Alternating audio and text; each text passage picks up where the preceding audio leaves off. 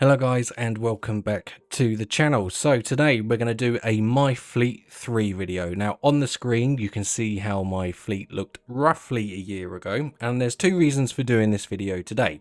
The time of recording, one, I can't get into my hangar to record all the new shiny ships, which is very disappointing, but it is what it is. And secondly, we've just had IAE, so obviously things went on sale. Things get maneuvered, changed, swapped out, upgraded, downgraded. So I thought it was time for an update. Let's go through my fleet as it stands now and discuss some of the reasons for the changes. So we will start with ground vehicles. Now, they don't really have too much of a role yet, but I do think ground vehicles are going to come into their own. And we will start, of course, with the Argo Atlas. Now straight away when I saw the launch of this, I was like, yes please. I had that immediate Ripley vibe. I'm sure many of us did, but that for me was all it took. Now it was a little bit controversial with its price point around $30. Let's be honest, it is probably $20, right? If that, that's kind of, but $20 is respectable.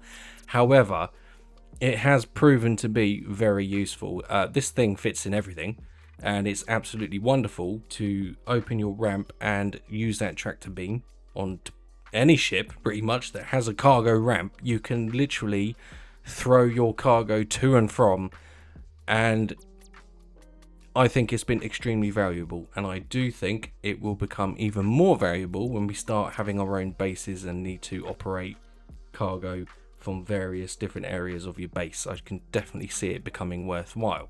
So that's the keeper. Next up then is the Grey Cat PTV.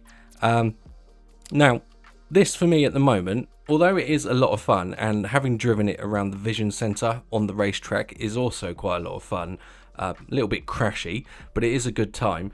For me, this is predominantly my hangar taxi essentially, because the large hangar and the extra large hangars, which I'm sure many of you have, are ginormous, obviously, and traversing the hangars on foot is a bit of a pain in the arse, to be quite blunt with you. So the Grey Cat PTV is an excellent hangar taxi. It allows me to get from one cargo area or one end of the hangar to the other without having to get there on foot, which takes, quite a little bit of time because these hangars are very large. So at the moment, Grey Cat PTV, it's a lot of fun, it's cheap, cheerful, and I actually got this for my referral program, so that was a nice little touch, along with a fish tank, because who doesn't want a fish tank? So the PTV is my hangar taxi. Taxi. Next up is the Grey Cat STV, lovingly dubbed the Steve by the community, which is obviously a fantastic name. The Grey Cat STV is wonderful. Now I've owned this once or twice. It is an LTI token after all, but I recently picked up the IAE armor, and when I put it on, it was far too just pass, thank you, far too just in your face and obnoxious, and so I melted my armor for the Grey Cat. Why not just have a vehicle? Just makes sense, right?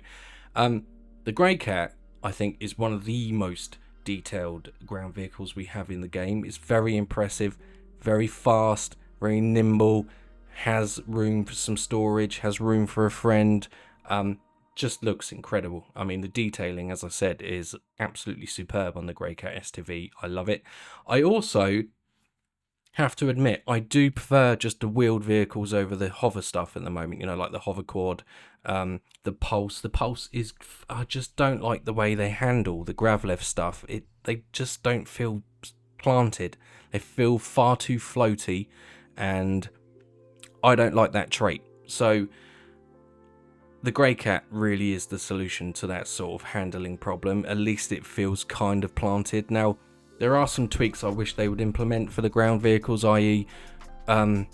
I would like to be able to control the throttle speed with my mouse wheel. I don't know if that's been implemented, I haven't checked, but if they haven't, that is something that they need to do. It's either full speed or nothing. I think having that option with the mouse wheel would be a very nice touch, unless I've missed something. I don't think there is a way to change that. Hopefully there will be, or maybe I've missed it in my ignorance.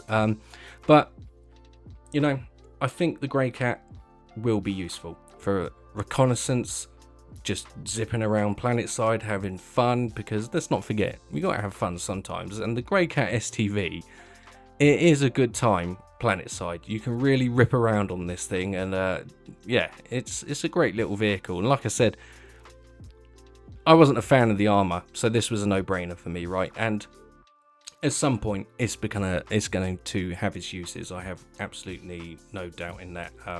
Maybe, you know, I'm looking forward to tackling sandworms in this, because I think everyone else is going to be in ships, but I intend to rock up in my STV and a rifle just to see what happens. So I think good times are going to happen with the Grey Cat STV, being quite honest with you. So that's that. That is staying in my fleet. Next up then is the Grey Cat Rock. Everyone should experience rock mining, whether you're a new player or a veteran or sort of in between. I think it is a game loop that offers a unique aspect to the game. I think last time I did it was about 2 years ago, so it's been a very long time, I have to admit, and the rock was suffering from a overheating bug, so I'm sure by now that's been rectified. But it is a very relaxing game loop, and obviously there is the two-seater variant. Now I would fix this by just giving it another mining arm, one for the driver, one for the guy sat outside, and then that makes it viable. At the moment, don't get the two-seater, but the single-seater is a lot of fun. There's a lot of profit to be made from sort of mining at this lower level, and I think as we get more caves, which we know are coming, they did say that, you know, you're going to start to find some different minerals or gems or things of that nature that could make hand mining and rock mining very, very profitable, which is a nice touch, because it's an interesting and more relaxing game loop. You don't always have to get in a ship. You know, the rock nomad combination is absolutely fantastic. I think those two were born to work together. But any vehicle, any ship that fits the rock is a good time, really. And rock mining is fun and it is relaxing. The only issue I have with the rock is its constant verbalization.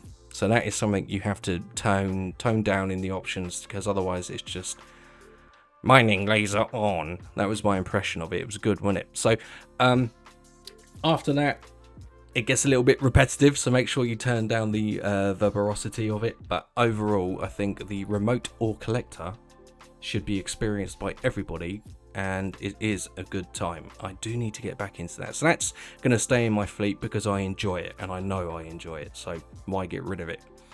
Next up then, we have the classic, the Drake Mule. Humble, fast, and it is really fast for what it is. Differential steering, which is really cool. I like the Mule.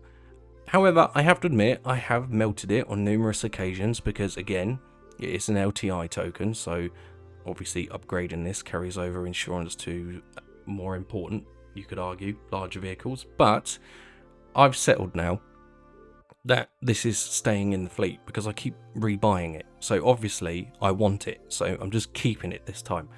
There are some features that need to come online for it. I can't remember off the top of my head what Mr. John Crew had said. It's missing something, but it does have something coming that's going to make it more useful. And I'm very sorry that that's very vague, but it's going to get better, essentially. And I like it. It's great fun. It's going to be useful. So the idea is, with these particular ground vehicles, is I've tried to balance fun, flexibility, and something I'm going to get use out of. And I think the Mule will have certain uses and applications where it will become much easier to have one of these knocking around than just say like a tumbrel cyclone, for example, right? So it's going to stay in the fleet. It is really rapid. It has that extra feature coming on. Now that I think about it, I think it was something to do with the front forklift being able to pick up 1 SEU crates, possibly. Don't hold me to that. It was something along the lines. But as you can see, it can also rack the smaller ones for bunker missions or drug running or all of that kind of good stuff. So although the Mule is fairly small, it does fit in most ships. it is fairly humble, and it does have some application in game right now. And yeah, I just really like the look of it. It's really fun. It can be a little bit tricky to steer with this differential steering, but you know, it's got charm and character, and I like it, and that's probably why I'm going to keep it, to be honest. This little charm and character, very much the same as the Drake Caterpillar, which is one of my favourite ships, because again, it's got that sort of charm, and it endears me. And when I get in the Drake Mule, it's the same sort of, I love the little mule, you know, it's like a little pet, is the best. It's a space dog with wheels is what the mule is, and I love it. And you know, it's going to get some extra features, which is nice, and it will prove useful. So that's why it's in the fleet, and it's here to stay this time around. I won't be getting rid of it anytime soon. Next up then, we have a new addition to the game, and that is the Argo CSV. I saw this, was very much like, okay, I do kind of want one of these. I am a fan of Argo. I am a fan of the whole industrial side of gameplay, which I think CIG really need to start. Let's calm down with the fighters, please. We got loads of them. Loads of combat ships. Let's start getting some industrial stuff going, please. Yeah. But I saw this and I was like, I really like that. I really like that. Now, in terms of how much use I'm going to get out of it, that's yet to be seen, because obviously base building is on its way. It's finally coming. It's going to take, let's say, another 2 years to be fleshed out, roughly. All going to plan. Let's put a 2-year timestamp on it, okay? I think it will be useful in the same way that the Drake Mule will be useful. And I tried to build my fleet so it's got flexibility and usefulness in mind. However, as awesome as it is, there is going to be a base building variant of this ground vehicle, which will carry a drone, or drones plural. So if I don't get enough use out of it, or I don't use it enough, then I will simply swap this for the drone variant. Whether or not that can only build small items in your base, I'm not sure. I'm hoping it will come with a repair drone, so say like you get attacked, your base gets wrecked, or for whatever reason, deploying one of these with a drone on the back that's going to fix everything I think would be ideal. But if I do get used to these, then I'll just keep this and buy that drone one anyway. So I've got options here with this particular vehicle. The vehicle itself, I think, looks absolutely superb. You know, again, CIG demonstrating that their shipbuilding and vehicle building quality is just going up, bugs aside. It really does look fantastic, and it looks even more fantastic with the charcoal paint on it. It looks very sleek. But even if you don't have the paint for it, if you do own one, it still looks great in that Asbo orange. Yeah, I'm a fan of the Argo stuff. I really am. They are a little bit lackluster. We need more Argo, in my humble opinion. But yeah, so I've got options with the CSV. That then brings us to the Ursa Medivac, sorry, words are hard. So, dubbed the Nurser by the community, because of course it's the Nurser. This for me is a must-have for anyone, anywhere, over the Pisces and over the new Metapin, which I can't do anything about because I can't access my hangar to record these new cool ships. But this for me, at the moment, is a no-brainer. It fits in sort of most medium to large ships, and at the moment is currently parked in my hangar, which and I use it as a free food and drink machine as well, right? I park it in my hangar, ramp down, whenever I need food or drink, just go lay in a bed, boom, done. But it will definitely have some very useful applications for those ships that don't have a med bed, that you wish you had some sort of medical access in your ship. Then driving one of these on board, this Ironclad, for example, definitely going to be useful. And the fact that we can now spawn back in these ships with med beds is game changing. I think it's a much needed improvement. They took it away, brought it back. I think let's just leave it as it is. I do like the idea of taking this to maybe an outpost, as you can see on screen here, and dying and just spawning straight back in and straight back into the fight. I think that's a very handy mechanic to have for anybody. I think, I'm not going to say it's a necessity, but but I would say it's one of those vehicles. If it's not maybe the Nursa, then maybe the Terrapin Medevac or the Pisces, but some sort of medical bed that you can have that's mobile, I think will be useful. 100% very useful. There's just no two ways about it. I think they are far too important not to have. Not necessarily the Nursa, but ships with the medical capability, I would say, are definitely worth their weight in gold and will be used a lot. Because who knows how many times you're going to get injured or vice versa. So definitely a keeper. Next up is the Argo MPUV tractor. Now, for me, when I saw this, I was like, oh my god, yes, this is brilliant. This will be super useful. Now, how useful? Well, that's the good question, right? Now, in my mind's eye, this will be the ship that's going to do a lot of heavy lifting for my larger vessels, right? Like Ironclad, Forward Stroke, BMM, where I can take these larger crates. It's got 2 tractor beams, one at the front, one at the back, and just looks great. Easy to fly, no quantum drive, of course, doesn't need it. But for base operations and day-to-day maintenance, when I need to shift the big things and not have to worry about changing batteries on my tractor beams for like the handhelds, that is the way to go. So that will be staying because I'm convinced it will be useful. Okay, that brings us over to the ships of the fleet, and we'll start with the Snub fighters. Now, normally, I've never really got much use out of a Snub fighter at all. I think they're cool, but I've never really needed one or wanted to use one at the moment in the game, because I just, didn't need to use one. It's that simple. However, the Starlancer attack is going to be a thing, and I own one, so I need a Snub fighter to go in that ship, and it just so happens that the Starlancer attack fits a Fury, so it's a no-brainer.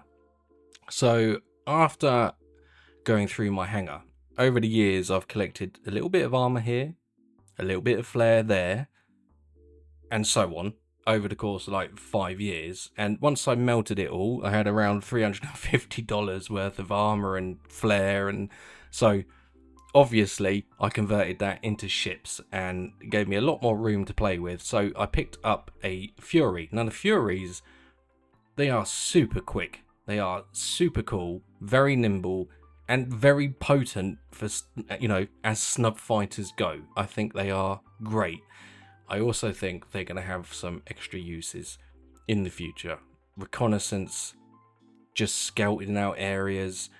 If you get attacked at any point on your base, for example, jumping into one of these will be super quick and easy. And, for their size, the maneuverability and the firepower that comes with these little Snub fighters, especially the Furies, I think could prove useful. So this will sit in my TAC and it will be useful. In terms of how often I will use it, well, that's yet to be seen. But because it's so nimble and because it fits in pretty much everything, it's worth having. Because it's one of those ships I feel like it's better to have and not need it than need it and not have one. You know what I mean? So it's going to stay.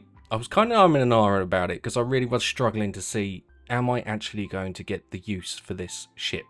But the fact is, if I'm trying to build a fleet that's got flexibility, durability into it, and allows me to do a little bit of everything, then I should probably have it.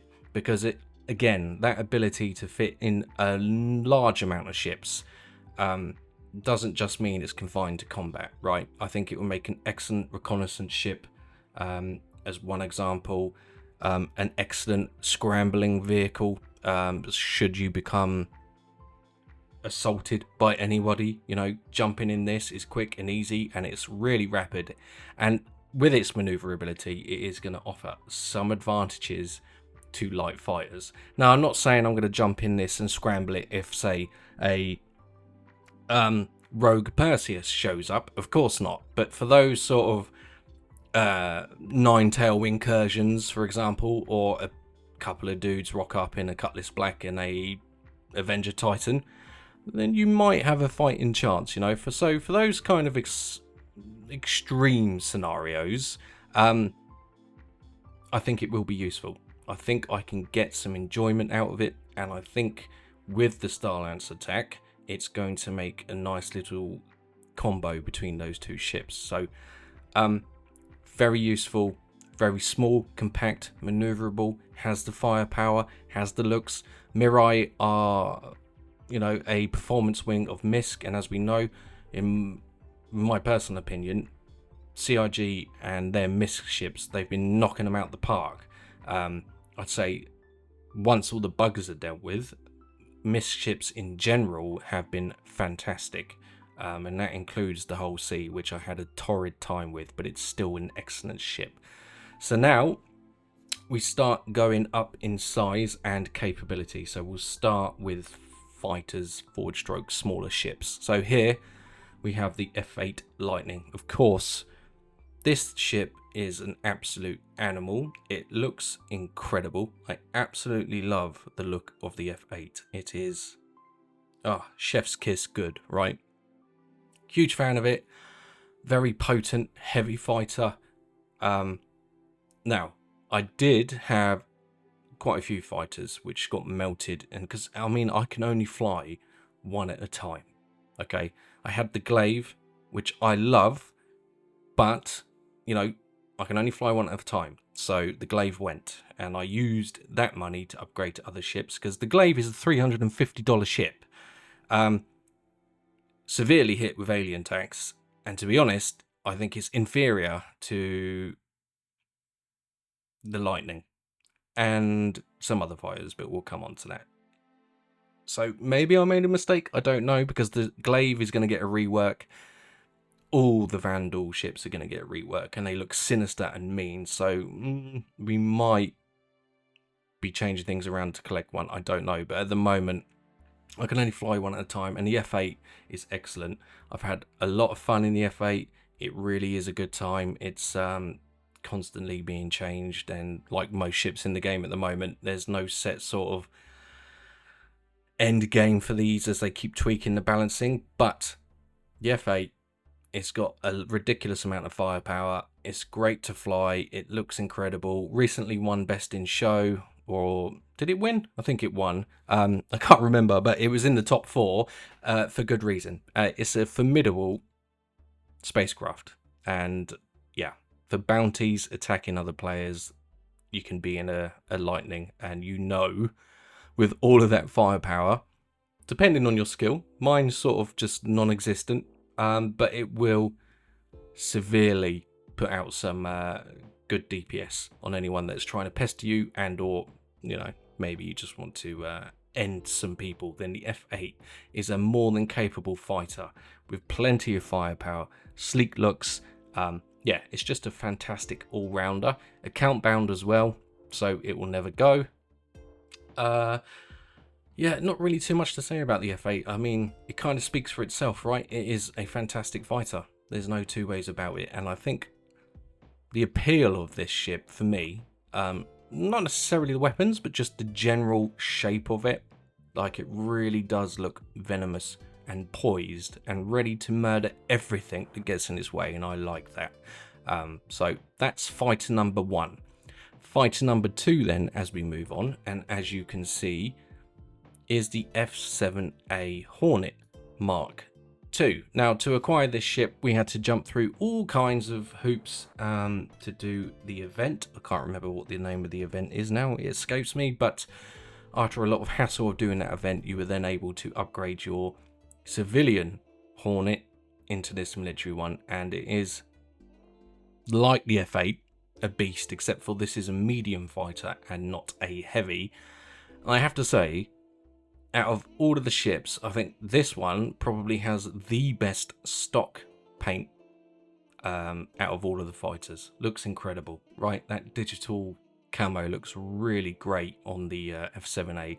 And the Mark IIs in general, we've just had the release of the Tracker and the Ghost, so we've got a whole array of Mark IIs now, and I think what they've done with the Mark II to keep its original Hornet shape, but modernize it and sort of round off the edges, it looks amazing. The F7A is amazing. It's an absolute wonderful looking ship. Now, don't get me wrong, I still like the Mark 1s. The Mark 1s are a classic design, but the Mark 2 is just a slight step up from that, and they look incredible. So the F7A is staying. It's also account bound, but it is nice that I can have, you know, two prominent top tier, you could say top tier fighters available to me that can sit in some of my larger ships, so that I don't need to sort of mix and match. I can hop in a larger, I could have, for example, my Misk Odyssey with the Hornet in the back, and I don't know, a Ironclad with the F8 in, for example, right? Or the Merchantman will fit the Hornet, I think. So I have ships ready to go, which is super useful, of course. So 2 fighters is kind of where I'm at. I wanted 2 dedicated fighters so that I can have versatility, flexibility. Maybe one of my ships gets destroyed, and then I've still got the means to do combat for whatever tricky situation I find myself in the future. Again, trying to build flexibility into the fleet. Now, I'm still not convinced that this ship has seen the end of its balancing tweaks. I think there will still be a lot more to come. I'm not sure how they intend to do this, because Master Modes is going to change yet again. Whether that will entail changes to weapons or components, I don't know, but it's on the change again. The game's ever evolving, but at the moment, I think it will still be a more than capable fighting platform. Okay, it's got a lot going for it. It's designed to operate from carriers, so Idris, Kraken, things like that. The Idris, you know, flight deck, perfect size for that, along with the Gladius. But this thing puts out a lot of DPS, fairly maneuverable, obviously, for a fighter. So again, having this with the F8 gives me options, and it's all about options, right? Because when the game goes to 1.0 and beyond, I don't want to waste time grinding forever to get ships. I just don't want to do that. I just want to enjoy everything the game has to offer without having to worry about it. That's why we buy these ships, right? Because essentially what we're doing is we're skipping a grind. And I don't do grinding. Nope. I'm not into that at all. So let's just get the fleet sorted as much as possible, and having 2 fighters, I think, is the way to go. Like I said, I did have the Glaive, and I really kind of had to weigh up my options with that ship. As much as I love the Glaive, and I do, is it a $350 ship? No, it is not. Okay, so until we get the rework and see what they've done, I think I'm going to just sit with 2 fighters for now. Don't need the Glaive. The Hornet, F7A, arguably top tier, and the F8C, obviously an animal in its own right. So I should be more than satisfied with the 2 fighters I have in the fleet at the moment. As I said though, in terms of balancing, well, we can only play the waiting game and see what the final product will be when it comes to DPS. Weapons for most ships are still being tweaked, so it will be interesting to see how that all pans out. But either way, I'm covered. Next up then, now this is a real favourite ship of mine, and I use it often. It's fantastic. The Gladiator, I think, is one of the most underestimated ships in the game. It looks absolutely incredible. It has space for you and a friend, but even if you don't have a friend with you, it's recently been upgunned. It has, I think, 2 size 4s, unless they've changed it. It has torpedoes. It has missiles. This thing is brilliant. I absolutely love the Gladiator, and I was really disappointed that it didn't win, or at least get in the top 4 for best in show. And I'll tell you why. This is like the only ship in the game that doesn't have a paint, which is really annoying, because I would love to see this thing in matte black with gold trim. Just stealth menace. I mean, look at it. It needs the paint, and it needs to be black. CIG, listen to me. Black paint, please, with some nice gold trim or something, or even red trim. Just come on. It's fantastic, and not only does it have quite a substantial amount of firepower, Even without a second person in that turret, I might add 4 torpedoes, which is lovely. But I think the most impressive thing, what I really like about this ship, is the cockpit. Inside, I think the Gladiator's cockpit is very good. It's a very nice place to sit. And I wanted to add some sort of bomber to the fleet. I did have the Retaliator 2.0, I call it, with the modules and everything. But the thing is, as awesome as the Retaliator is, it's a pain in the ass to get in and out of it. It's a pain in the ass to navigate it. Swapping the modules in and out, you know, it needs to be operated by a full crew to fully optimize the Retaliator. This can be operated with ease. It looks incredible. The cockpit's fantastic. It has more than enough firepower to deal with any sort of bounty hunting operations. It can do some serious damage to this ship. Now, I do hope in the future they make some sort of stealth variant of this ship, because I think that would be interesting to pair it alongside the Eclipse. But because of the Eclipse, they may not wish to do that. But fear not, you know, it's just one of those things. I think the Gladiator could really benefit from being stealthy. If not, well, it doesn't matter, because like I said, it's still got a ridiculous amount of firepower for one person. And if you throw a second person in that turret, you'll be surprised how much damage this ship really puts out. And I think it will catch a few players off guard. So yeah, this is a keeper. This is definitely a keeper, because it's one of my, I think, one of the most underestimated and best looking. I mean, I really, really love everything about the way this ship looks. You know, even the turret makes it look like an angry bull. It's a fantastic spacecraft. I can't express how happy it makes me when I'm flying this thing around, just doing bounty missions, or just, you know, as a daily driver. It doesn't have any room for storage, of course, but sometimes when you're in the mood to kill things and you've used your lightning or your F7A a bit too much, and sometimes you just want to throw torpedoes at stuff, the Gladiator is the way to go. It's really well designed. The components look great. I mean, look at the belly of this ship, nestled within that cargo bay, torpedo bay, sorry. The 4 torps, they look superb. Love this ship. It's absolutely amazing. Really underestimated. And honestly, since they've upgunned it and given the pilot, I think it's 2 size 4s. Yeah, you can have a lot of fun with this ship now. You really can. And we just need a paint for it. But going back to the fleet itself, I just wanted some form of bomber. The Eclipse wasn't really for me as awesome as it is, because it looks like the Batwing, let's be honest. The Retaliator is too clumsy for me. I love the Retaliator, but it's just too clumsy is the word I would choose to describe it. This is just easy to operate, good fun, and punches well above its weight. It's a fantastic spacecraft. So, that's the Gladiator. Let's talk about the mighty Terrapin. Now, the plan for this ship is, honestly, it's going in the back of my Odyssey. And I keep switching between this and the Hornet Tracker, okay?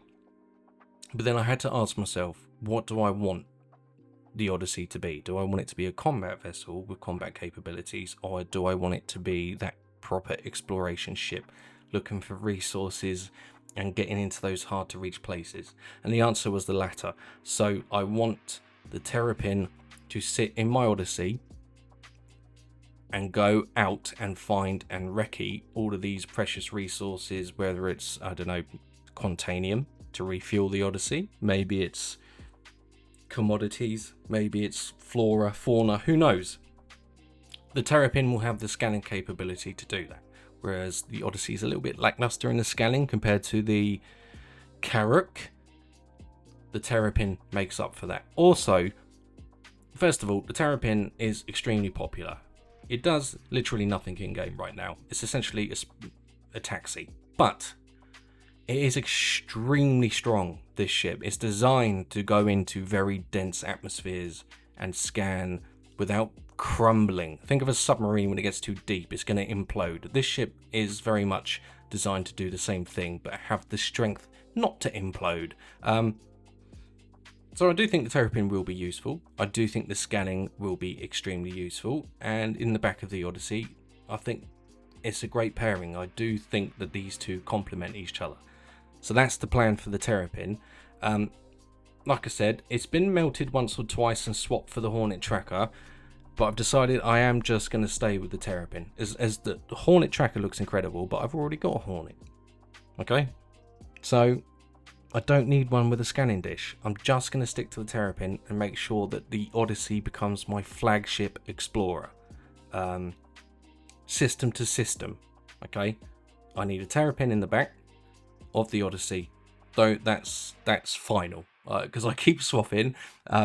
The tracker has some benefits too. Yes, it has scanning ability and it has a dogfighting ability should the Odyssey get attacked, but it's not really going to find as much as I would like to think that the Terrapin will, because that's what it's designed to. And to get into those deep, high pressure atmospheres where other ships might not be able to make it, the Terrapin will be able to make it. And who knows, you could find something super valuable at the bottom of a planet where other ships can't reach. So I'm sticking to the Terrapin because it's awesome, very popular, and it looks incredible.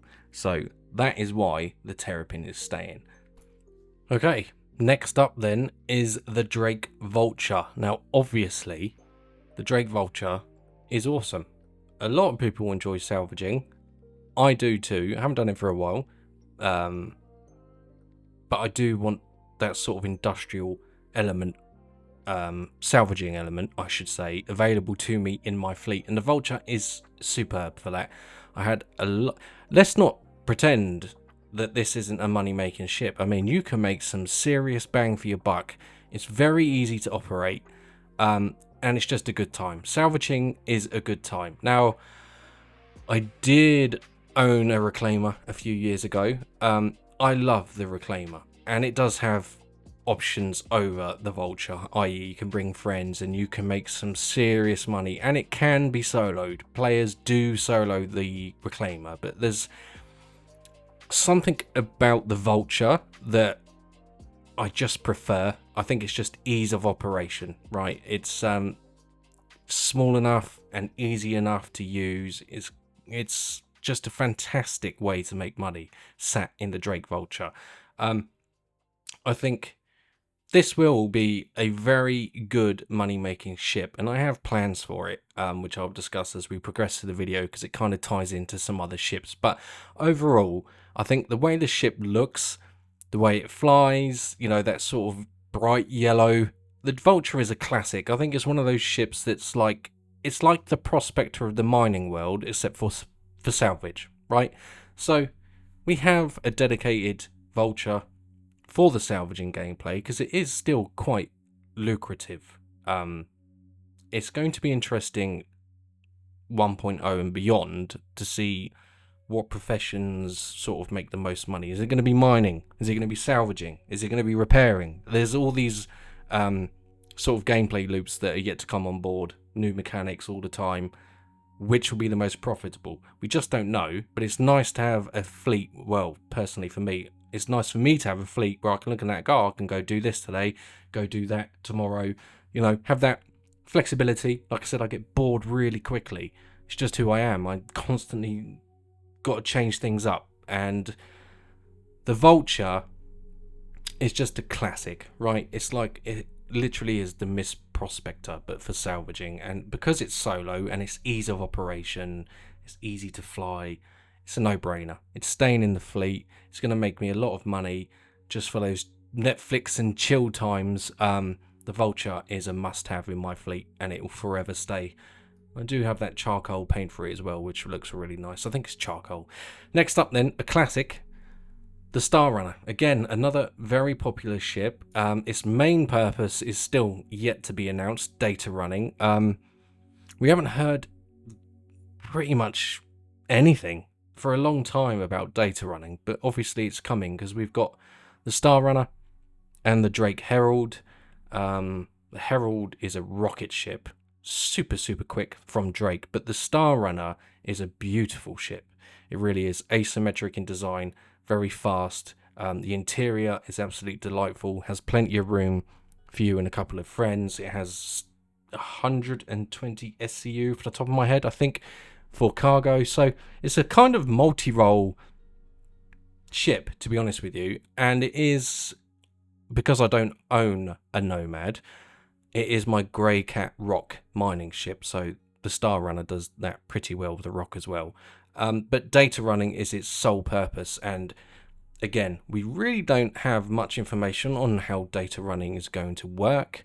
But it will be another game loop, again, where we can achieve money, basically. And so I really enjoy this Starrunner. It looks super cool. And as it's a data runner, that again gives me the flexibility that I've talked about to enjoy another game loop. So yeah, it'll be interesting to see, because I think it'll be things like maybe you can sell map points, navigation points, maybe you can spy on people and steal their data and all of that sort of stuff. It really does depend what direction CRG wish to take data running, but having a ship that can do it is a must-have for me. And I think the biggest selling point for the Starrunner is, yes, it is primarily built for data running, but the fact that it has fairly decent cargo and room for friends and room for a vehicle or two. Again, multi-role ships and modular ships are very important because they allow the options of flexibility. What do I want to do today? I want to do this, this, and this. I want to do rock mining. Okay, pull out the Starrunner, throw it in, and away we go. I want to do data running. Okay, off we go. Starrunner, gonna go do some data running. So, yeah, that's why it's staying. It will always stay. I'm yet to name it. That's the problem. Every time I think of it, I think, oh, that's a really cool name. I'll name it such and such, and I type it in, and it's already taken. So that's annoying. So I'm still yet to name this ship, but I will when I find something good. But I've been pretty unfortunate with it. But the Starrunner, it's a keeper, right? It's definitely a keeper. It's far too cool to replace, in my opinion. So that will always stay in the fleet. Next up is a Explorer, my luxury Explorer, Lady Luck, the Origin 600i. Now, I love this ship, and we know there is a rework coming, so it's certainly going to get better. When that rework arrives, who knows? It's anyone's game at the moment. But, you know, CRG have got plenty to do, so don't expect this anytime soon. However, I will say that the paint scheme of white doesn't do this ship justice, because I have the green, I can't remember the name, it's like a dark, think of the dark Jaguar green for like the old vintage racing classic, or Aston Martin green, and the ship looks completely different. It's amazing what a colour can do to a ship, and it looks super swag, honestly, swagnificent even. The Origin 600i, I intend to use this as my system explorer, i.e. if I'm in Nyx, then I want to explore Nyx. Then rather than taking the Odyssey, which is built for long system-to-system exploration, then I will take the 600i. Why not? It's got fairly decent components for its size. Again, things keep changing, so we'll see what the final product is. But, yeah. Who doesn't want to travel in style and luxury and comfort? And there is a lot of wasted space on the 600i, which is kind of unfortunate, but we did get some concept images way back when, I think about 2 years ago now, of how it might improve, and it's going to be good. I have no doubt about that. It will be improved internally. It's not exactly a horrible place to be as it is now, I would say. It just needs sort of bringing up to what I would call the new CRG standard, because they really are knocking out some incredible ships as of late. If they give the Origin 600i the MISC treatment, let's call it, this ship will come good, and I will use it as just a system explorer, you know, planet to planet rather than system to system. I think it's perfect for that, and it would be nice to do it in style and luxury. The other benefit, of course, is the pilot does actually have access to like 90% of the weapons, 85%, 90%, something like that, because you have 3 size 5s, and then the missiles, it's only that remote turret at the back that can't be operated by the pilots. That is also pretty handy. But overall, I think it's very sleek, very cool, has decent range, decent components, and if I was to get jumped in an Origin 600i, that will be more than enough for me to run away bravely. Which is an option, you know? You don't have to fight everything all the time, okay?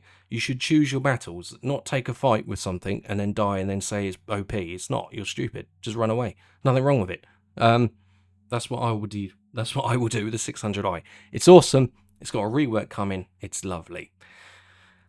Next up then, the RSI Galaxy. Now, a little bit of controversy surrounding this ship. So it was announced that it was going to be a base builder. I made a video on it. It was my most successful video.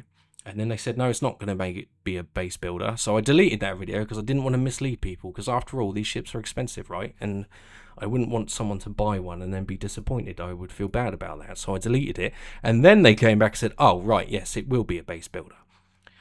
So a lot of people may have melted this ship. I kept mine. And what I did is I took the cargo module and swapped it for the hospital module. And I melted my Apollo and reacquired this ship. So I can't remember which order I did it around, but that's what happened. Because I thought, well, if I want to do medical but gameplay, but I want a modular ship, because I do, because again, that builds into the flexibility and future-proofing myself a little bit, right? Then why not just take a whole freaking hospital? So that's what I went. I went with the medical module. We will wait and see if they make a dedicated base building module for this ship. If they don't, it's not an issue, because I will have the Starlancer Max. That is a fantastic ship, by the way. I haven't been able to review it because I can't get into my pissing hangar. But if the Galaxy doesn't have what I would call a satisfactory base building module, then the Starlancer Max, my plan with that is it's awesome now. I'm using it right now, but I will upgrade the Max to the Starlancer BLD. So I still have options. And the Galaxy has a cargo module. It can also have the hospital module. And I believe it's the onboard refinery as well. So don't forget, we're going to be able to buy these modules in-game for in-game currency. So having a ship that's modular is definitely going to be useful, whether it's the refinery or the hospital. For me, I've chosen the hospital because I thought, well, why would I just take the Apollo? Why can't I just take the Galaxy? Like, it's going to have better range, better protection. The only downside to that is I might not be able to get into tighter areas where there could be casualties. But when it's not in use, because in my mind's eye, my base is on a planet surrounded by dust, and I've got all my ships lined up, you know? That's sort of what I've got in my head. And having a hospital, as you can see on screen now, ready to go, maybe with the ramp down for ease of access, will be useful. And then I will be able to do some medical gameplay as well. Maybe I could hire my services for like an organization that's about to go in battle and they need some sort of hospital around if they don't have any Endeavour or any other ship that has that hospital capability. So there are options there, and because it's modular, being able to swap them out is also going to be useful, right? Maybe I run out of cargo space somehow. Throw the cargo module in, right? Maybe my Arastra's refining is taking too long. Throw the refining module in there and get two on the go. Do you see what I mean? So I like the modules, modular ships, flexibility. It's all there. It's all worthwhile. Whether or not it gets a base building module and how capable it is with drones, we'll have to wait and see, but I'm keeping hold of it because it has that flexibility built into it. Next up then, now this is an interesting one. I'm not quite sure what made me decide to go for the Crucible. Now, I haven't done a video on the Crucible for one good reason. They did announce it's going to get a full rework, so it's a little bit vague on the ground, right? There's not a lot of detail about the ship to begin with, and what do they mean by full rework? Because a full rework, I don't know. Like, you look at the Pioneer, wasn't really a full rework. It was sort of tweaked, wasn't it? So I don't know if this will look the same or change. But the Vulcan, I owned it. It got upgraded to this Crucible. Now, why the Crucible? Because I just like the idea of not having to spend a fortune repairing ships. This should be able to repair small ships, medium ships, things like F7A size, I believe, that it's depicted fixing Hornets and whatnot. There's a good chance it will get bigger, as tends to happen when they come to build these ships and rework them. The Crucible's very interesting. I kind of like the idea of having this on the ground, planet side, at my base, and if something gets damaged or broken, or maybe I get attacked, I've got options, right? I don't have to go anywhere, I don't have to drag anything. I can just simply throw it on this Crucible, get it fixed. I believe too it is going to have, like, you can repair multiple ships at the same time depending on the size, like 2 ground vehicles. Don't hold me to that because I can't find any like useful information on this ship. All I know is I wanted a repair vessel, and if I had the Vulcan with the drones, the Vulcan uses drones to repair things, why not just have a dedicated ship that can fix a lot of stuff and solve a lot of problems, you know? Probably not going to fly it all that much, but it will be on the ground and be very useful. Like I said, if we get attacked, if I get attacked for whatever reason, or I crash for whatever reason, or something just randomly blows up for whatever reason, rather than having to claim on insurance and wait forever, or spend on insurance bills, I kind of like the idea of being able to patch up what's broken on site. You know, that's kind of where I'm at with it. The Vulcan is really good, and it does have drones. We'll see how the Crucibles I've got a lot of high hope for this. I think this is going to be one of those ships that's going to be able to do a lot more than advertised. Like I said, information is quite slender with the Crucible, and it is getting a rework. We will see just how, I mean, because I imagine if I'm salvaging with the Vulture, maybe I can use some of that repair material gathered, fill up the Crucible, and repair ships that way. See what I mean? It costs me nothing. So it could be a very efficient ship, and I think there's a lot to look forward to. I think it's going to get bigger. I don't know why, I just think it's going to get bigger. It possibly could end up with drones, repair drones, which would be wonderful. We'll see. It's a very interesting concept. I'm not sure what triggered the rework. Maybe they think it's a little bit too small, or maybe they think that there's not enough features on board to make it viable with future mechanics they've got planned. I don't know. All I know is I thought it was worth it. And buying concept ships is always cheaper than buying them when they're finished. So I'm going to take a risk with this one. I think it's going to come good. I think it's going to be interesting. I'm certainly thinking it's going to be more useful than the Vulcan, if I'm honest. But we'll see what direction this ship takes. It's very interesting. I look forward to it because, like I said, I think it's going to be a huge time saver. And I don't think I'll fly it all too much, although you certainly could. Obviously, you could offer your services to who's got a damaged ship that needs repairing, and someone go, me, I haven't got insurance, whatever. You can go out and fly up and meet with them and go, okay, well, I'll charge you half the price of your insurance, or whatever it might be. There's business to be had here. You know, maybe you could use it to buy and sell scrap as well. Spare wings, for example, or something like that. I think there's a whole wealth of things CIG could do with this ship to make the game very unique. You know, maybe you just collect spare parts, landing gear, things of that nature that you could repair with this ship and then sell, or keep for spares for your own ships. Because I believe Six said something along those lines that, you know, there are going to be interchangeable parts for ships.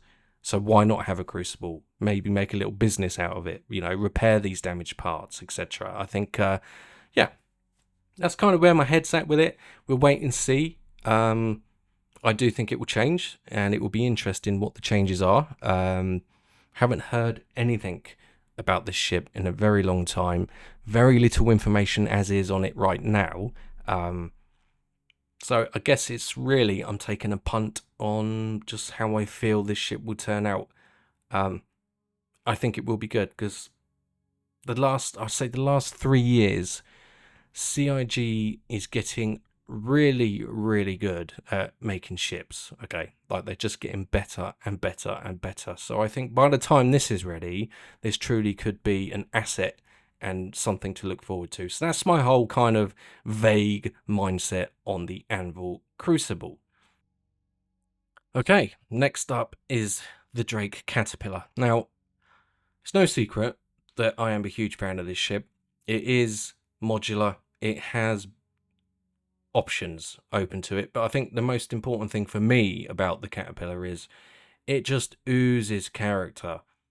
I think it's one of the only ships in game that I actually really, every single time I sit in this ship and every single time I try and get it off the landing pad, and you have to use the boost button because it just won't get off the ground otherwise, it just has character. There's something about the Drake Cat that really, it just has charm. There's something about it, you know. It's got tractor beams on it as well to help you manipulate cargo and stuff. Now, I wouldn't say they are the best tractor beams in the world. They can be very tricky, but we know CIG have to, one, design modules to go into these cargo areas here. Now, I would like to see maybe a vehicle maintenance bay, maybe a research lab, maybe a drugs lab, question mark. You know, there's options here for this ship that isn't going to be overpowering, but ideally I would like to use the Drake Caterpillar as a sort of repair and fix kind of station, you know, for your tools, things of that nature. Vehicle bay would be perfect, and then I could, you know, use the Crucible for other things. But there's options. It's going to be interesting to see what they come up with. It's definitely a keeper, one because of the modularity, and two because mainly it just really has a lot of charisma. It has a hold over you once you get used to the Caterpillar for all of its foibles, which I think is incredible. I do like the fact that where you fly the ship from is its own separate ship. I think that's great. That's another mechanic that will come in useful, especially as I own an Ironclad and they share the same cockpit design. So where the ship has operated from, it will detach. So you could swap between the two. I think that's excellent. But the Caterpillar is just far too good to ever even consider getting rid of. Because again, the modularity is going to have its uses. And we're going to be able to buy all those modules in game. And it will give me something to work towards. And if it makes life easier, it's definitely a keeper. I do think like having a vehicle repair bay, maybe a research and science lab, albeit smaller variants of the Endeavour or things of that nature, maybe a small medical facility. I don't know what they'll add. Maybe a drugs lab would be perfect for this ship and really give it some extra reach around the verse, right? Because it's awesome. And it is a fantastic cargo runner, and it has tons of charm, and it will never ever go. The only thing that I did do with it, I had the Pirate Edition, but I had to do some swapping around to get better insurance. So I lost the Pirate Edition, which is only a skin, so I'm not too fussed about it, and repurchased it with I think I got a 10-year on it, which is, you know, that's more than enough. Not quite LTI, but 10 years isn't exactly something to turn your nose up at. So yeah, Drake Caterpillar, 100% staying in the fleet. That will never change. Right, so now we need to move on to some of the bigger stuff. So introducing the Ironclad Assault. The Ironclad is currently in production, which is going to be awesome. Now, I have plans for this ship. In my mind's brain, in my mind's eye, with my mind brain, this will be my mobile warehouse. What do I mean by that? Well, again, this goes back to a lot of what I'm thinking is from bases and things of that nature. Forward operating bases, what I'm going to do, my homestead, you know what I mean? So I intend to have the Ironclad filled with my most precious commodities, okay? Because one, it's armoured, which I was very surprised to hear from Drake. So they've armoured a ship, so it's going to be pretty tanky, hopefully. Now, don't forget, this will be parked under your base. Now, depending where you build your base, because if it's UEE, you'll get protection. If it's not, you're quite vulnerable. I'll be quite happy to pay for protection, but your base is going to have shields. So I would like to store all of my precious commodities on board this ship because it has guns and shields. So it offers a little bit of protection. I intend to use it as my mobile warehouse, and because it shares the same cockpit as the Caterpillar. Moving between the two ships is going to be super useful. So if I'm in the Caterpillar, park it, and I think, right, I need to move this mobile warehouse of mine, the Ironclad, I can just swap, dock onto the other ship and move it. It's going to be really, really useful. Retracting roof for both variants, and it's in production. The Ironclad has a brig for some reason. Don't know why, but it has one. It could be useful. Who knows? I'm sure pirates among you will, do pirate things with it and hold people hostage or whatever. So I chose the Assault because I really like the look of the Assault. It's got room for quite a few tanks in there as well, and I think the yellow paint makes it look really superb. The Ironclad Assault looks absolutely amazing with that yellow paint. So this ship is in production. Very much looking forward to its arrival. Again, just sort of having a well-protected warehouse where I'm going to put all of my most precious items or most valuable before I go to sell them or transfer them to another ship, for example. But just that added protection is sort of what I was going for with this ship. And again, it's better to buy the concepts when they're much, much cheaper than when they launch. I'd rather have a concept than pay full price. It's just a better way to do it, in my opinion. Yeah, there's a lot to look forward to with the Ironclads. And of course, I think it's going to have some super range to it as well. I mean, I'm not entirely sure how often I would fly the Ironclad in the current fleet that I have. We'll have to wait and see, but I think its potential is too useful to sort of discard it, because there's no other concepts that come to mind that I can think of right now anyway that I haven't already got that I think will be useful or could possibly sort of challenge the Ironclad, because it is, when you think about it, unless you count the whole sea, I think this is a true freighter in the sense that the cargo is actually secured internally, right? With a big old warehouse sort of hangar deck. So that's the appeal. Internally as well, I think if it shares that same sort of characteristic that the Caterpillar gives us with its charm and charisma, I mean, I can already see the sort of these images, it's going to be the Caterpillar look, right? Yellow handlebars, sort of exposed nuts and bolts and gubbins, exposed wires and pipes, and very bare bones, simplistic in its design. Hopefully that will offer up the same sort of charm and character that the Caterpillar does, because it is a whoppingly big ship from these concept images that we have here. And now a lot of people don't like the fact that you can't control the ship from the command bridge here, which is sort of designed to overlook the cargo area for cargo operations and things of that nature. I don't mind it. They could possibly add it so that you could control it from the dedicated spacecraft, forward stroke cockpit area of the ship, or the control bridge, maybe, like a dual purpose. I'm not sure they will, though. I don't really see it being an issue, to be honest. I just like the idea that I can take the Ironclad's detachable cockpit and then go hook that up to the Caterpillar, and the way I go doing other things. I think that ability will be very useful, rather than having to get in and out of different ships. I can simply undock and redock to the Ironclad via the Caterpillar, or vice versa. So again, more options available to me. So the Ironclad is definitely a ship to keep an eye on, because I think the potential is there. Like I said, I do think this is Star Citizen's first true freighter, even though it has a brig, because reasons, so you pirates are just gonna take people hostage and hold them there and steal their cargo. I imagine that's your whole plan. Brilliant plan as it is. Have fun doing that, because I'm sure there's going to be a whole lot of commotion around these particular ships. A lot of people are going to be naughty. Oh dear.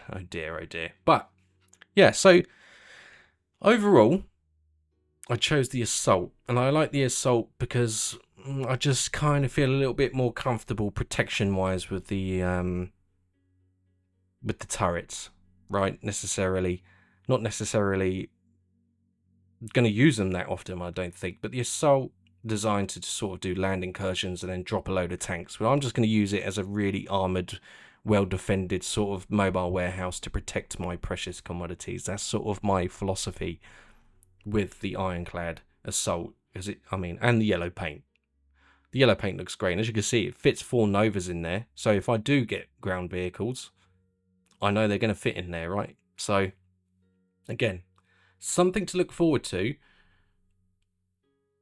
It is an interesting ship. It really is an interesting ship. It's a very popular ship from sort of the comments I got on the video I made about it. There's a lot of people looking forward to the ship for good reason, because, you know, look at all the engines it's got. It's got like 10 engines, because 9 just isn't enough. So yeah, the Ironclad is superb, and will stay in the fleet. Next up then is the Anvil Liberator. Now this did kind of take me by surprise as to why I picked this up, so allow me to explain.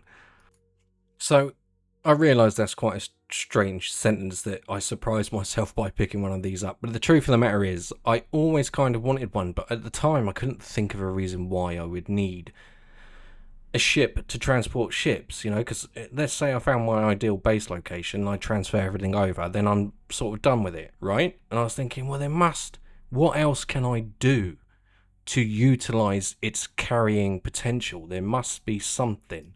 You know, I keep getting drawn to this ship. Every time it goes on concept sale, I'm like, what can I do with it? And I've sort of been umming and ahhing.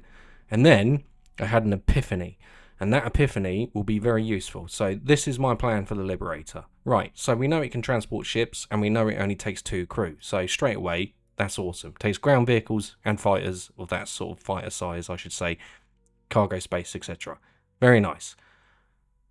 I intend to use this ship as part of my salvaging operation. Okay, now I might have to pick up the Argo SRV tractor beam ship as well at some point to make this work, but in my mind I kind of like the idea. How many times have you seen an abandoned ship on your travels through the verse? I bet you've seen plenty. That, to me, is free money sat at all of those. You think about, you've gone to a mining area to land or repair or pick up cargo. There's always that one ship that's sort of floating upside down on the pissing landing pad. Well, guess what? If that ship is no longer owned or it's been deserted, why couldn't I scoop it up, throw it on the Liberator, right? We can get 3 fighters easily on there, take them back to my base, scrape the crap out of them with the Vulture, turn it into free money. And that was that idea that made me think, okay, now I can get the Liberator. Now I have reasons to own a Liberator. So transport ship, very useful. But I thought, okay, it's just going to be a one-time use, then what's the point? But then since I had that epiphany, and I'm probably not the only one to think that, it just took me a while to come to that conclusion. But in tandem with an SRV, I could tow these broken ass ships onto this thing, take them back to base, strip them, and make an absolute fortune. And I could do it all in the protection of my base, not out in space. See what I mean? So I think that was a deciding factor and why I picked up a Liberator. So I can't remember how I got to it, but I did some melting of other ships, because obviously between my Fleet 2 video, I've bought ships in between, and obviously I can't remember how I got to it, but I got to it nonetheless, and now I have a Liberator, and I'm very much looking forward to going around collecting all these sort of deserted, derelicted spaceships and help tidy up the server, do my bit. I could make a potential killing from doing that, just having a scrapyard of abandoned ships and just salvaging the living crap out of them with the Vulture. And that is why I now own a Liberator. Very popular, and I think it is going to produce quite a lot of money for me if that tactic works, and I see absolutely no reason why it shouldn't. I might have to pick up an SRV. If I have to readjust the fleet to make that happen, I will. So that is why I own a Liberator. It's fantastic, very big for his size, 2-man crew. Next up then, the Genesis. Recently made a video on this and sort of talked myself into it. Again, flexibility in the fleet. I want to do a little bit of everything. Now, I could have picked the E1 Spirit. I could have picked the RSI Phoenix for NPC missions. I could have picked the 600i Touring, and I could have picked the 890 Jump. Kind of, but not really. The 890 Jump is, by all accounts, going to be the dominant factor when it comes to NPC missions. There's no two ways about it. However, the Genesis, I think, has a lot of potential. Recently discussed some of those options in my Genesis video, but I like the idea of just going from A to B, you know, just enjoying that aspect of the game. Very much like Microsoft Flight Simulator. You know, I kind of feel like the Genesis has that appeal to it. Simply, it's space trucking, but with NPCs for crew. So instead of cargo, the NPCs would be the crew, or even human passengers, or even new players who want to explore what the game has to offer without spending money on larger ships for themselves, for example. You could get new players on board and take them for a whiz around, you know, because they don't have, you know, the starter ships aren't going to have enough fuel to get from, I don't know, Stanton to Nix. It's just not going to happen. But maybe the Genesis could take those new players. Now, this is a very, very old concept ship, and I did say in my video about this particular vessel that I do think that the front, because this is a Crusader ship, and if you look at Crusader ships, this doesn't resemble a Crusader. The cockpit design is very misky, I think. So I'd be surprised if they don't rework it, but if they don't, I'm still very happy with how this ship looks. Now, it is an incredibly old concept, so it is more than likely going to have changes to it. In this old concept video, I do have a video if you want to see the whole thing that they were discussing. Basically, there could be potential here for different variants of this ship, maybe like a military drop ship, so not just a passenger one. I like the idea I went over in my video about it possibly being like an AUEC. That would be super useful. That long range scanning capability that could provide your fleet or organization with that sort of early warning radar. It's a very interesting ship, and yeah, I just kind of like that chill. There's a very nice side. If you're not into combat, Star Citizen does have the ability to give you that sort of space trucking, chillaxing dad game vibe. Do you know what I mean? Like Snow Runner, Mud Runner, Euro Truck Simulator, Microsoft Flight Simulator. You know, it has the potential to give that relaxing side of gameplay. Like, I can imagine going from system to system, just Netflix and chill with the Genesis, and there could be potential variants again. So a bit more options, a bit more diversity. I think the E1 Spirit from Crusader is a little bit too small for your luxury VIPs, but that could, well, we'll see about the E1 Spirit. I guess when that ship gets released, it could be an option. But why not just go medium-sized with the Genesis? I think that's a good size. I mean, I'm not going to get an 890 Jump. So the Genesis has potential. It has flexibility, again. And it looks really cool and offers that sort of relaxed side of gameplay, which I've really been enjoying lately. So next up then... Oh, this... one of my favourites. And I'm very much looking forward to this bad boy's arrival. The Perseus. My only true dedicated combat vessel. We know it's going to be heavily armoured, or at least it should be. It has fantastic lore behind it. The shape of this thing is incredible. Vicious, vindictive, pointy, angular, aggressive, devastating. Bespoke weapons. Hopefully they give it some unique ammunition options. The Perseus is definitely something to look forward to. 6-man crew, which is very nice, which is going to make it a little bit easier to crew. And possibly operate solo with a couple of blades. We'll see how the blades work out. They are supposed to be arriving around 1.0. NPCs will almost certainly be after 1.0. We're going to have to wait a long time for the NPC crew to take effect because... You know, let's get server meshing first, right? Let's get that server FPS up. But the Perseus is just far too iconic. It was retired and then brought out of retired, and then it bitch slapped some Vandal ships and they put it back into commission. So obviously the lore behind the ship is fantastic. We haven't heard anything on it in a long time, except for the fact that it's next in line for production.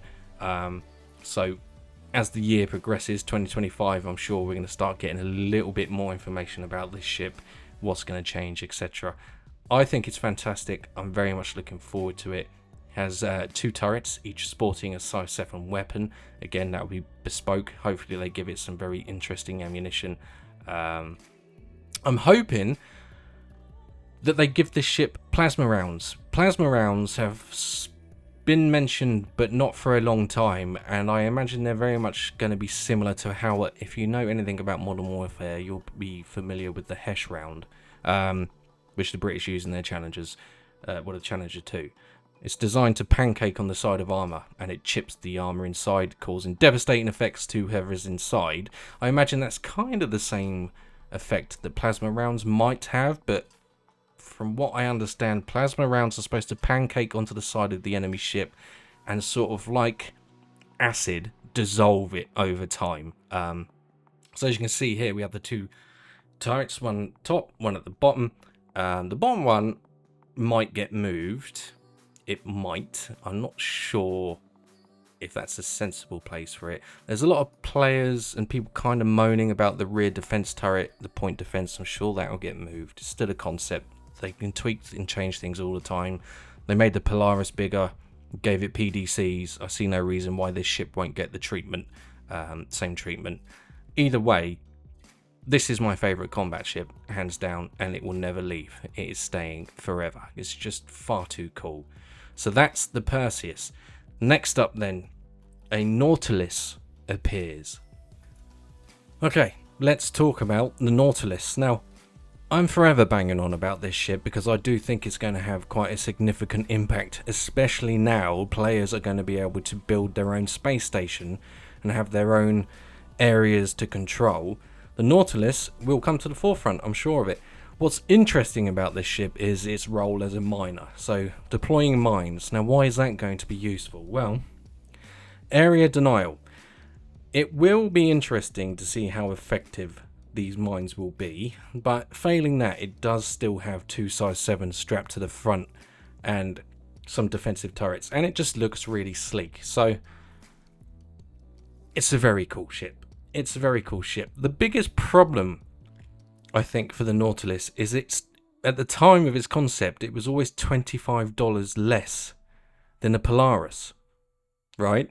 So that was its biggest problem, but I stuck with it because I actually think to have this mining around an area you're trying to protect, the aerial denier, the area denial situation that this ship provides, words are so hard, is going to be useful. So it's going to be magnetic mines.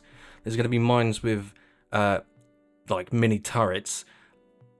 I think it's going to be great fun to have these around, and if anything else, it will act as an excellent early warning system, right? Because when these mines are triggered, you get an alarm in the ship. That's how it's designed to work, I believe.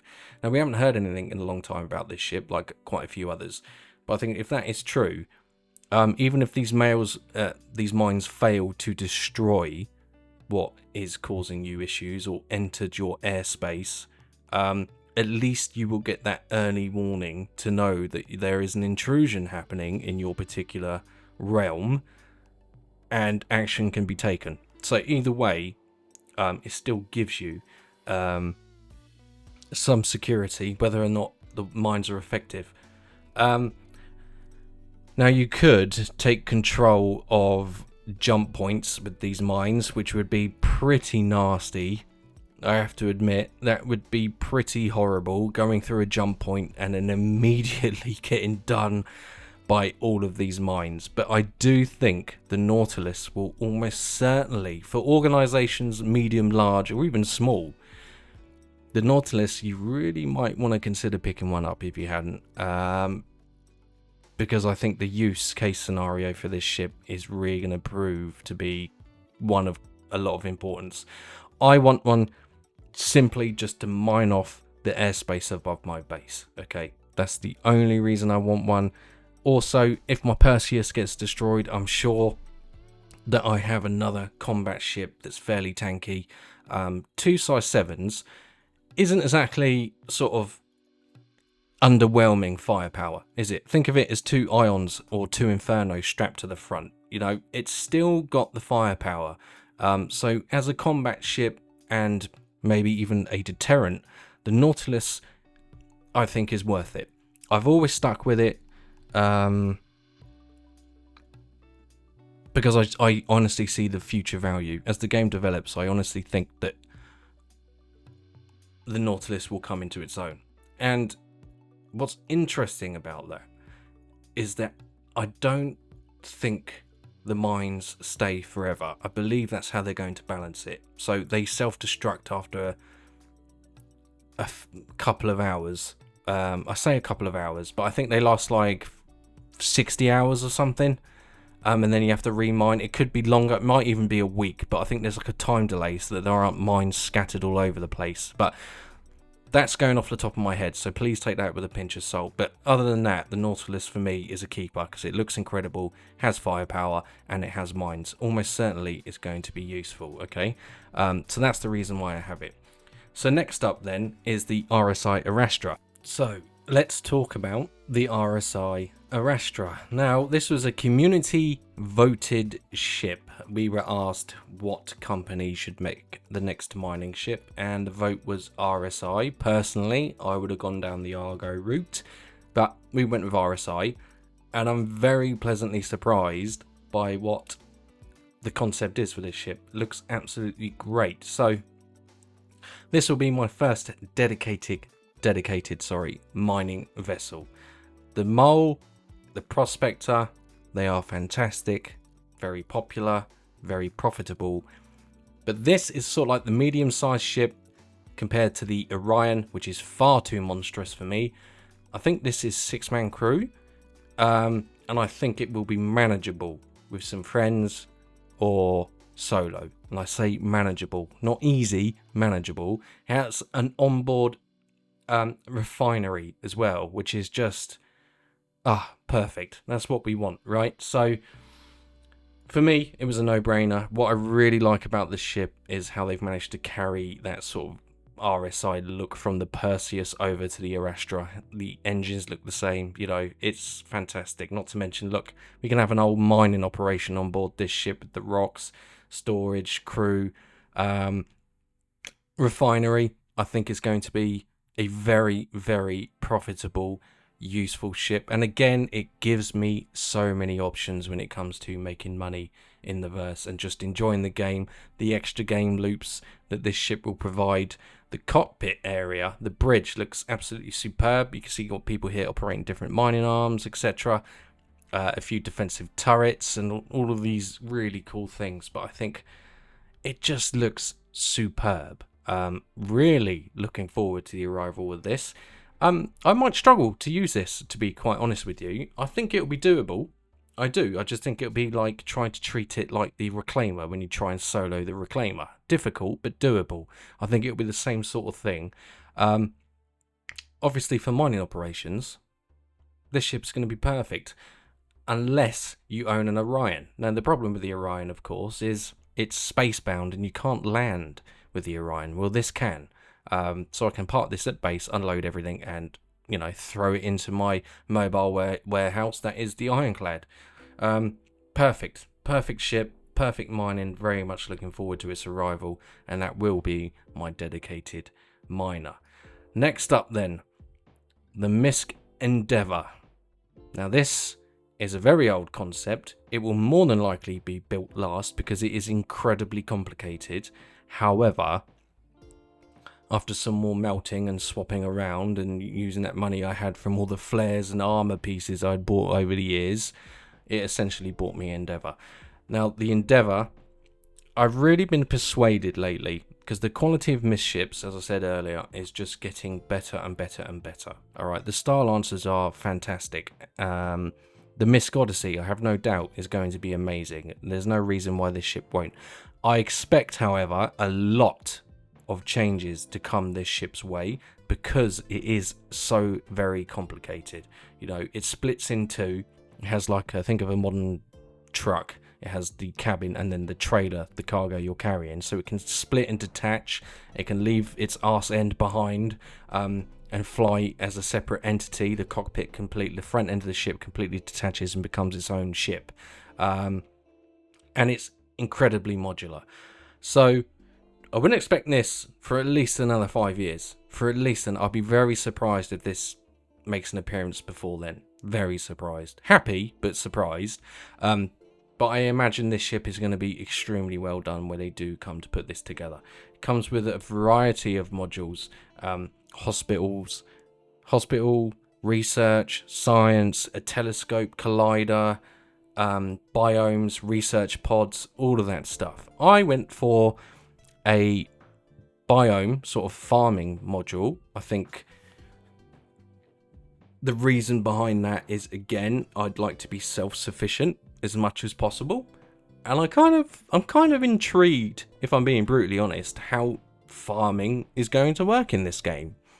I think there's a lot of potential fun to be had, you know, in these giant biomes attached to your ship where you're growing your own sort of food or profitable plants. Maybe you're creating plants for medicine, scientific research. Maybe you're growing illegal substances. Who knows? But I think the biome offers a lot of potential. We will see, because I'm convinced these are going to get remodeled. These modules, they're going to look slightly different. I think things are going to have to change. The way the game's changed since this ship has been a concept has been quite a lot. So I picked up the biome because I think it offers a lot of gameplay opportunity. Just for even through exploring, there might be new plants and minerals or flora and fauna that you might be able to exploit and turn into profit. And again, it offers a completely different game loop. And for someone like myself who gets bored very quickly, this is a no-brainer. So I picked up the biome sort of farming aspect of this ship because I think it offers a lot of... They could do a lot, sorry, with that particular mechanic in game. They could have like a mini farming simulator in space based around this ship and what it's potentially capable of offering. So that is the first. I only picked up 2 modules. The first one was the biomes because I do like that sort of farming aspect because I think it could be very interesting and fun. Second one I picked up was the research because that would tie into the biomes, right? So I could research all these plants, animals, do some studying and maybe sell the data via the Starliner and things of that nature. And that is what you can see on screen now is the configuration that I've gone for. So it's the biomes and the research lab, which I think, again, opens up tons of sort of interesting gameplay loops if they follow through with it, which I'm sure they will. It's just going to take a lot of time. So no rush for this ship. I'm under no illusion, but it is officially staying because I think it has tons of potential, especially when we could buy the other modules for it. Next up then is, of course, the Odyssey. We all know how I feel about the Odyssey. I think it looks beautiful. I think it's one of the best looking ships in the game. It looks amazing. It really does look amazing. And the quality, I'm sure, will follow because the Starlancer is fantastic. And in all seriousness, I think the Starlancer was a brief insight into what the Odyssey is going to turn out like. The Odyssey, with its dedicated mining and refining for quantanium to turn that into fuel, limitless exploration. Fully intend to use this ship with the Terrapin for system-to-system exploration. It's going to have that range. It's going to be very interesting to see what we can find with this ship. Yeah, something to look forward to, the Odyssey. I think it's an absolutely magnificent ship. We did a video on it and went into a lot of detail over this ship. So if you're interested in this, and you should be, because it's going to, in many ways, be a very good competitor to the Carrack. And I think it's going to really prove its weight in gold, space dust. Yeah, it's a no-brainer. Ever since this ship was released, I bought it and haven't looked back, to be honest with you. I honestly feel with the hangar, it's not worrying about fuel or any of that. I think it has so many advantages to any other explorer except maybe the Carrack.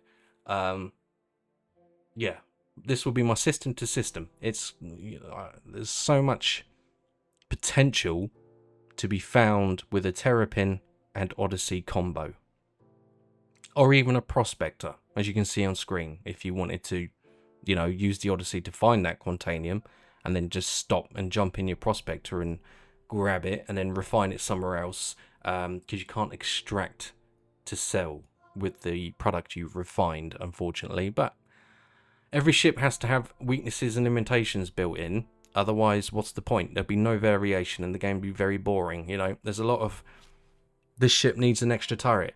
Why doesn't it have this? Why doesn't it? Because if the community could build their own ship, there'd be one ship that had everything, and everything else would be irrelevant. Competition-wise, variation-wise, you know, there has to be weaknesses built into ships to make the game fun, more varied and interested. And yeah, that's the price you pay with the Odyssey. You can't sell that refined Quantanium. It's just to keep you going. And I think this ship can't come quick enough, if I'm being brutally honest. Love the Odyssey. Next up then, obviously, the BMM. Now, you guys know, if you've seen my previous videos, I am the fanboy of the BMM. If I could just have one ship, it would be the BMM. I love it. I absolutely love everything about it. I think it's an absolute monster of a ship. It has markets on board. It has a hangar. It has some decent firepower. It's going to be exquisite internally, and it is, of course, from the Banu, who are very flamboyant. They like to show off. So internally, this ship is going to be an absolute dream. I think it will give the 890 jump a run for its money in terms of luxury, which is ironic because this is, again, it is a true freighter, very much like the Ironclad, now that I think about it. Yeah, so obviously the BMM is a true freighter. Can't believe I didn't think of that earlier. But yes, it's going to be an awesome ship. I absolutely love the BMM. It's gone through quite a lot of like concept changes. You can see it was smaller and a bit more aggressive looking, and they've sort of toned that down because I kind of get why. It was too aggressive, and the Banu aren't sort of that way inclined. Like, leave that to the Vandal. You know what I mean? It was a bit too spiky, a bit too aggressive, as you can see on the right. So they've sort of rounded it off and made it a little bit more sort of ornate and more delicate looking, which would kind of resemble the Banu Defender. Because if you look at the Banu Defender, it's got that lovely gold etching across the arms, the old space crab. So it's sort of more in line with them as a species, I think. Not everyone likes it, but I think where this ship will shine will obviously be internally, where it will be very flamboyant, and it will have all your separate market stalls where you're going to be able to, well, the end game for the Banu merchantman is that the marketplace and all of its separate market stalls, you're going to be able to interact and sell things that you found or bought or traded with throughout the verse with other players and NPCs alike. So think of it as a large armoured shopping centre. That's the way to look at this ship. I love it, honestly. I think it's one of the best ships in the game. It's not even here yet. Still a lot of work to be done. Production did start, then stopped. So it's currently on pause, but at least there's a foothold that's been made for this ship, because the sooner this thing arrives, the better. Now, I intend to just, I mean, this is my shame ship. I'm going to struggle to crew this, and there's no reason for me to have it, really. But it's just one of those things I had to have. So this is my shame ship, and I don't care. It's never going. I think it's going to be amazing. 2000 SCU as well. So again, potential there for another mobile warehouse. Extremely tanky. Does have a hangar and all that good stuff. But we'll wait and see what kind of interior this ship will have, because I'm pretty certain it's going to be mind-blowing. So let's hope that it is, because it's here to stay. So that is the BMM. Next up then, finally, two new ships. Starlancer Max and the Starlancer TAC. The TAC isn't here yet, and the Starlancer Max is the one I'm using currently. It's an awesome, very impressive ship. I still need to make a video on it. I will get around to it as soon as I can get into my hangar. Now, I picked up the TAC. Obviously, that will fit the Fury that we talked about earlier. this is just this is the TAC on screen now, I should add. The TAC is going to be my reconnaissance vehicle, okay? My reconnaissance combat vehicle. That's solely what I'm going to use the TAC for, just to scope out certain areas. Maybe I'm getting a few pings on my radar that I'm not particularly happy about and I want to go check something out. Maybe there's someone trying to build near me which is a little bit too close to my doorstep. I can take the TAC with all of its turrets and guns and the Snub fighter, and if things get ugly, then I've got options available to me. The Starlancer Max is, again, fantastic inside and out, and I'd argue one of the most valuable ships in terms of value for money. You get a hell of a lot of ship for the price it cost when it launched, when you consider it was $250 and the Starrunner's $260, the Mercury Starrunner. So that kind of puts things in perspective. Value for money, you get a lot of ship for its size. However, I don't really need a cargo runner. You know, I've got plenty of ships that can do that. So we will wait and see, but it's more than likely that I will upgrade this to the BLD, the build. There is another variant of this ship, which is going to be the base builder with dedicated drones and whatnot.